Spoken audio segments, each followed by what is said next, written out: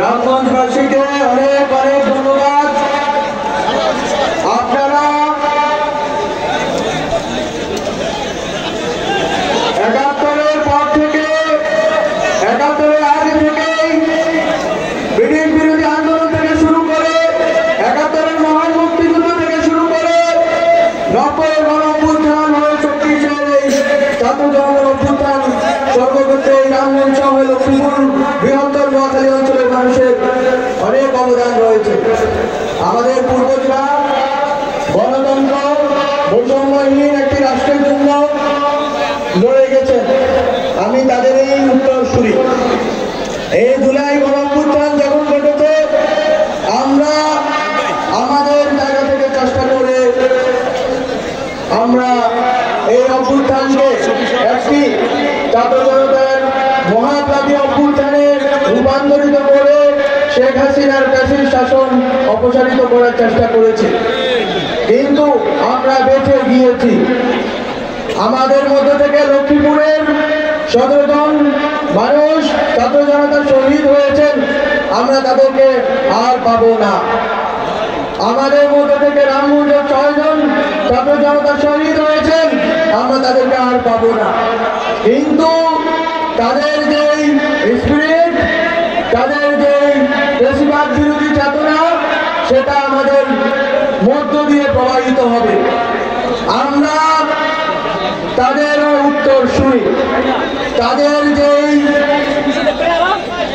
কাজ তারা করে যেতে পারেননি, যে স্বপ্ন নিয়ে তারা আওয়ামী লীগের গুন্ডা বাহিনী এবং ফ্যাসিস্ট বাহিনীর বিরুদ্ধে লড়ে তারা শাহাদাত বরণ করেছেন, সেই প্রেরণা থেকেই আমাদের পথ চলা।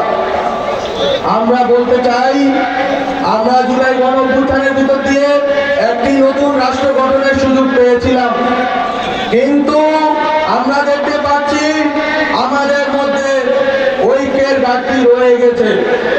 আমরা এখনো বুঝতে পারিনি আওয়ামী ফ্যাসিজম শুধুমাত্র রাজনৈতিকভাবে পরাজিত হয়নি, হয়ে তারা নিঃশেষিত হয়ে যায়নি, বরং দিল্লির কোলে আশ্রয় নিয়ে তারা পোষ করছে, তারা আবারও চোরাল করার চেষ্টা করছে। আপনাদেরকে বলে দিতে চাই, এটা আমাদের প্রজন্মের লড়াই, আমাদের ছাত্র তরুণদের লড়াই।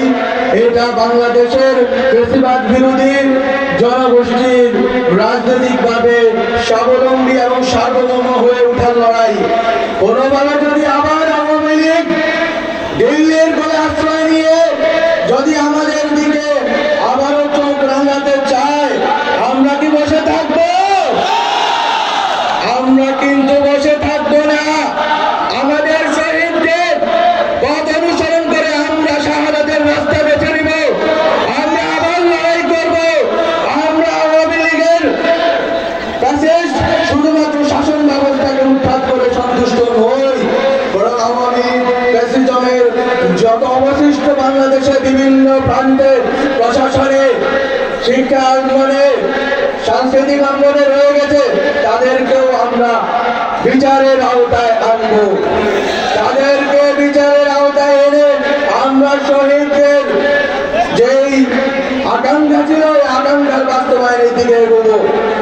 আমরা বিচারের সাথে সাথে আমরা সংস্কারের কাজের কথা বলছি। অলরেডি অনেকগুলো কমিশন সংস্কারের প্রস্তাবনা প্রস্তুত করেছেন। খুব শীঘ্রই রাজনৈতিক দলগুলোর সাথে ঐকমত্যের ভিত্তিতে আমরা যে সংস্কার না করলেই নয়, নির্বাচনের পূর্বে সে সকল সংস্কার করতে চাই। এবং এই সংস্কারগুলো মুখের বুলি নয়, বরং শেখ হাসিনা যে প্রতিষ্ঠানগুলো ধ্বংস করে দিয়েছেন, যে প্রতিষ্ঠানগুলো ধ্বংস করার কারণে আমাদের মা বোনেরা গুম দর্শনের শিকার হয়েছেন, বাচ্চারা গুমের শিকার হয়েছে, আমাদের বিএনপি জামাত থেকে শুরু করে বিভিন্ন রাজনৈতিক দলের নেতৃবৃন্দ আক্রমণের শিকার হয়েছেন, আহত হয়েছেন, পঙ্গু হয়েছেন, জেলবন্দী হয়েছেন। আমাদের সবার